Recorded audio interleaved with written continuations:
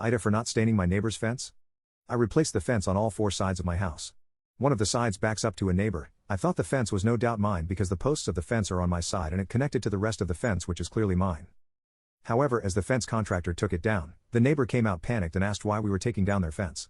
We ultimately measured the property lines with a survey and the fence was built exactly on the property line between my house and theirs. To keep the peace, I paid all costs to rebuild the fence promptly and it was complete within 2 days. I purchased materials and paid my fence contractor to build it exactly where it was and in the same style of fence. I then had my fence contractor build my new fence up against this fence but on my property line so I wouldn't have any further issues. In my opinion, all fences should be built within one's own property to avoid these issues. I thought that was sufficient. However, now the neighbor is pressing me to also pay to have the new fence we built them stained. The old fence was so old and falling over I hadn't even noticed it was stained, but they claim it was stained on their side. Thoughts?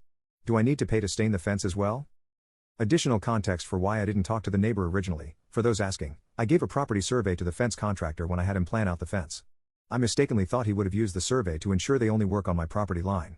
First fence I've installed, so now I've learned to cover all potential bases. Curious, no one has mentioned anything about the posts. The posts were on my side of the property. Does that make a difference? If they built the fence, why wouldn't they put the posts on their side anyway? That's primarily what led me to the assumption, again I've learned, that it was mine in the first place. Update, spoke to the previous owner of my home and the previous owner of my home installed that fence to the property line, not sure what means exactly, but this is what he said. The neighbor didn't pay anything, so I feel that puts me as NTA. Since it ended up being on the property line I shouldn't have removed it, but given I replaced it for free and didn't charge the neighbor I think they can cover the stain on their side to their preference.